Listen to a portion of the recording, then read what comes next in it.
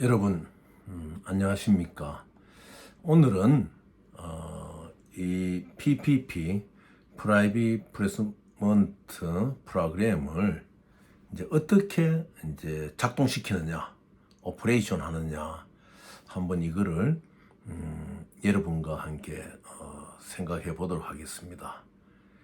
일반적으로 이 이론은 뭐 자산운용사나 또 그 뱅크 안에서 뭐 파생 상품이나 이렇게 이제 다루는 그런 분들이 대략 개요는 다 알고 있어요. 그러나 접해 보지 못했기 때문에 이제 자신 있게 이 PPP에 대해서 정의를 잘 못 내립니다. 그런데 이 PPP의 그 핵심 속에는 무엇이 있는가 하면은 은행의 자산을 통제, 컨트롤하고 매니지, 관리하고 경우에 따라서는 열었다 닫았다 하는 이러한 기능을 원활히 이행을 해 나가야 돼요. 근데 물론 이런 기능을 이해 나가는 데서는 이러한 금융의 어떤 원칙이라든지 또 투자자의 어떤 신용이라든지 이런 데서 규정을 했던 협정들이 있습니다. 바젤 2, 바젤 3 협정이 있는데요. 그런데 이제 충실히 따라야 되는데 결국 이것은 뭔가 하면은 이러한 금융의 원리를 이끌어내는 그 종주국들, 뭐 처음 만들어낸 나라들, 그 만들어내던 시대의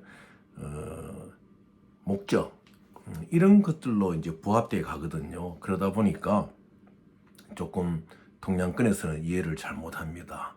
그게 이제 뭔가 하면은 예를 들어 가지고 US 달러가 지금은 군본위제가 아니지 않습니까? 그런데 US 달러가 이제 많이 풀리잖아요. 해외로 원조라든지 이런 걸로 많이 풀리게 되면은 결국 미 연방은행은 그것이 일종의 국가적인 부채거든요. 그런데 그 부채로 잡지를 않아요. 그것이 다시 해외로 돌아가지고 요즘 같은 빅스텝이라든지 이런 걸로 인해 가지고 이제 달러를 좀 거두어 들이잖아요. 인플레를 방지하기 위해서. 이제 그러한 기초적인 원리 위에서 이 PPP의 개념이 컨트롤되고 통제되고 매니저 관리되고 어떤 경우에는 회계가 폐쇄되었다가 또 해제되었다가 이제 이런 경우가 있어요. 그걸 이제 크로즈북이라 그러는데 그래서 여기를 이제 들여다볼 것 같으면은 결국 PPP는 매니스드 MTN, 그러니까 MTN을 바이앤셀해서 어떤 정상적인 수익을 이제 내게 되거든요. 예를 들어 10년 정도 10년짜리 MTN인 경우에는 보통 1회 거래에 7 내지 8%의 이익을 냅니다. 여러분들 염두에 두셔야 돼요.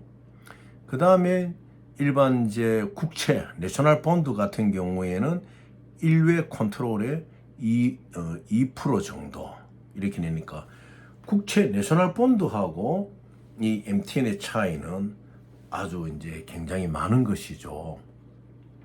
그래서 지난해 말씀드렸지만은 일종의 이제 그 이 트레이딩 플랫폼이 있는 은행이 예를 들어 가지고 10억 불의 MTN을 발행한다고 합시다. 그러면 생각해 보십시오. 그러면 그 은행이 A라는 은행이 10억 불의 MTN을 발행할 때 10억 불의 MTN의 액면가하고 거기에 쿠폰, 보통 MTN의 쿠폰이 연 7.5%거든요. 그럼 10년 같으면 거의 75% 아닙니까? 그 돈을 키핑하느냐? 이제 하지 않는 것이거든요. 내부 거래 아닙니까? 그게 클로즈드 북이에요.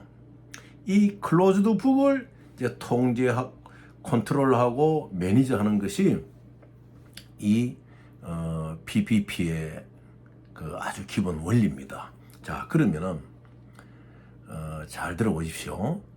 10억 불의 MTN을 A란 은행이 발행할 때 누가 돈을 줍니까? 은행이 갖고 있는 크레딧 아닙니까? 그리고 바젤 협정의 2, 바젤 협정 3에 의거해 가지고 금융자산의 신용에 득하는 그러한 합법화해서 그 신용을 가지고 액면가 10억 불이라는 MTN을 발행을 해요. 자, 그러면은 이 MTN을 예를 든다면은 이것은 프레스 컷이죠. 이제 신규 발행을 하니까 신규 발행을 해서 한번 매매가 되어서 들어온다든지 시간이 있다가 매매를 하게 된 거 시즌드거든요. 그거는 이제 시즌. 그래 프레스 컷이 있고 시즌드가 있는 거예요. 그럼 프레스 컷으로 10억 불을 발행했을 경우에 자 그러면은 A라는 은행이 그 10억 불을 그 은행에 부채 계정에 잡는 게 아니거든요.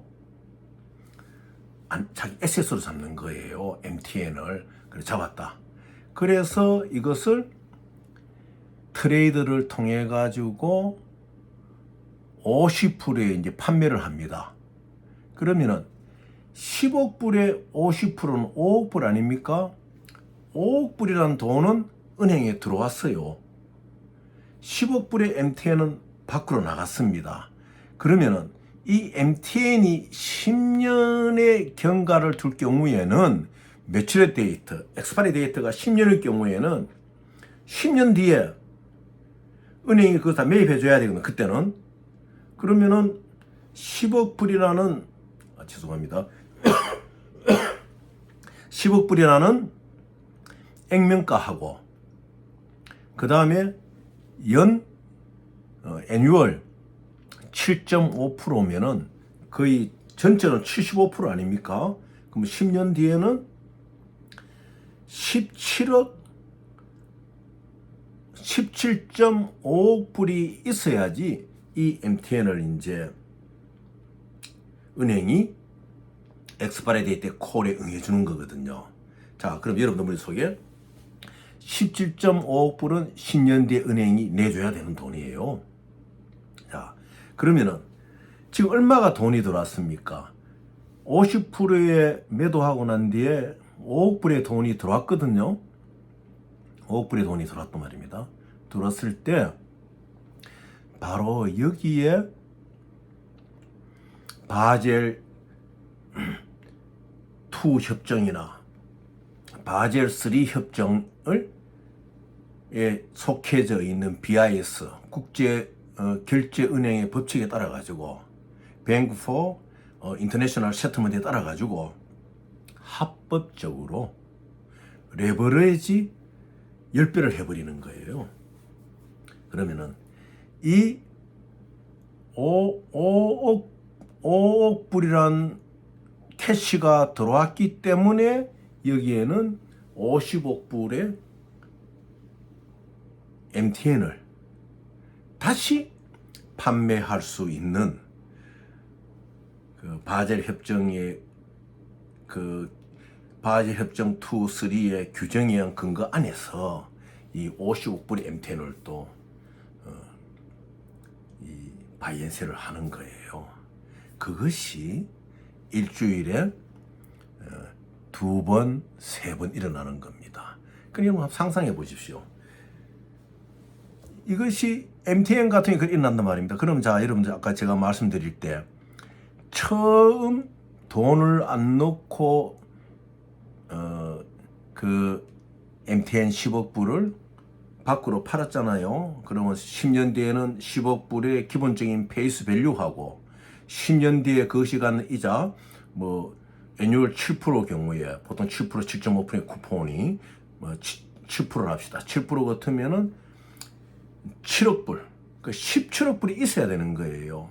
그런데 이미 이 트레이딩 플랫폼은 5억에다가 은행이 가진 크레딧과 이것을 가지고 10배, 50억 불을 매주 바이엔세를 가는 거예요. 2회, 3회, 한 해 7%, 한 번에 7% 수익을 갖고, 국채 같은 경우는 2% 수익을 갖고. 그러니까 이제 결산을 해본다 그러면은 최종적으로 순수하게 본다면은 10년 뒤에 MTN의 패스밸류 10억 불하고 쿠폰 7.7억 불하고 17억 불, 요것만이 순수하게 은행에 안 보이는 부채로 잡혀 있는 거죠. 그걸 크로즈북이라 그러는 거예요. 그렇게 이제 계산한다 그러면은 은행은 50억 불의 MTN을 만들어 가지고 바이엔세를 하물에 거기에 간 이자만 해도, 애뉴얼 이자만 해도 2% 보더라. 그거 대단한 거 아닙니까? 그러니까 이것이 바로 트레이딩의 기법이다. 그래서 미국이 지금 근본이제가 아닌 US 달러를 만들어 가지고 해외로 한 바퀴 돌려가 들어오면서 국가의 인플레를 안정시키고 국가 기능의 파이낸싱을 유예하듯이, 이것도 은행 고유가 갖고 있는 크레딧에 의해가 레버리지 효과를 가지고 이렇게 만들어낸다. 그러면은 왜 여러분들의 인베스터를 받느냐? 이제 우리가 이제 예를 들어 가지고 뭐 1억 불을 PPB에 넣는다. 그렇게 인베스터가 되는 거거든요. 바로 그것이 중요한 거예요. 은행은 이 MTN을 은행 자체의 기능으로 만들었단 말입니다. 우리가 아는 화폐 가치가 그만큼 있는 건 아니에요. 은행이 10억 불의 MTN을 만들어 놨는데 여러분 중에 한 명이 1억 불을 이제 인베스트 하는 거예요. PPP를 하자고. 그러면은 이 10억 불이 움직일 수 있는 일종의 크로즈드 북을 오픈시킬 수 있는 하나의 법적인 명분을 갖는 거예요. 은행 스스로 자기들의 신용을 가지고 허수를 가지고 만들어 놓았던 MTN을 은행 스스로 바로 매도를 못 합니다.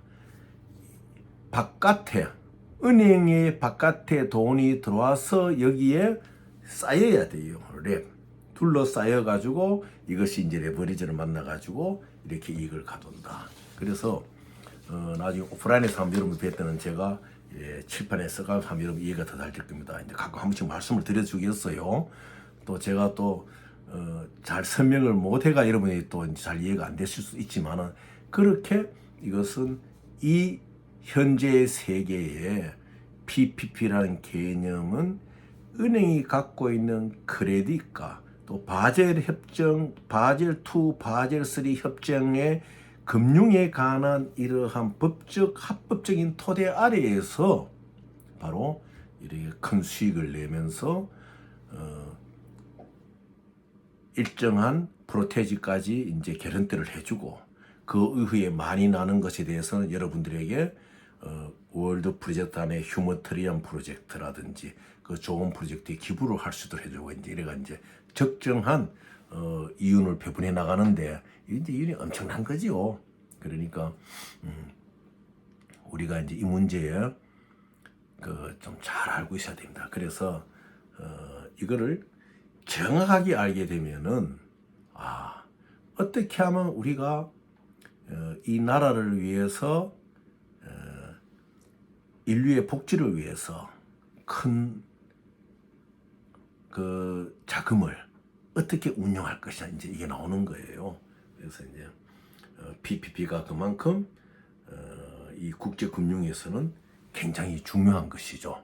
그런데 그러면 그러한 매매 거래들이 어떻게 그렇게 빨리 일어날 수 있느냐? 여러분 뭐 로이터 그 통신회사 이름 들어보셨죠? 또 블룸버그 통신회사 이름 들어보셨죠? 이런 로이터나 블룸버그가 뉴스만 전달하는 것이 아니고 금융 상황에는 정보를 많이 가지고 있어요. 그래서 이러한 바이엔세를 할 때는 이거는 내부적인 이야기인데, 블룸버그나 로이터 스크린에도 이것이 그대로 이제 등록이 돼 나갑니다. 그래서 하고 있는 본인들은 로이터 스크린에서도 알 수 있고 블룸버그 스크린에서 알 수 있고, 또 자기가 들어가는 A라는 트레이딩 플랫폼의 아이디를 받아가지고 뱅크 스크린에서 자기의 프로피트를 매주 금요일마다 체크해 나갈 수가 있다. 그래서 이제 이게 이제 어떻게 작동하는지 제가 설명을 드렸어요. 그래서 한 번에 설명이 잘 이해가 안 될 것입니다. 그러면 다음에 또 한 번 더 설명드리고 이렇게 해서 여러분 이제 듣게 되면은 그러면 이제 여기 한번 이렇게 이제 말씀드리고 난 뒤에 그 다음에는 이제 뭐 오버뷰 개요라든지 또 백그라운드 배경이라든지 how it operate 어떻게 작동되느냐 그 리스크는 무엇이냐 그 다음에 이제 최종적으로 다 정리해 가지고 이 프로시디어를 한 번 더 설명드리면은 여러분들 머릿속에 쏙 들어와 있을 것입니다. 다음 시간에 뵙도록 하겠습니다. 날씨가 많이 추워졌는데 여러분들 건강에 유의하시고 따뜻한 저녁 되시기를 바라겠습니다. 감사합니다.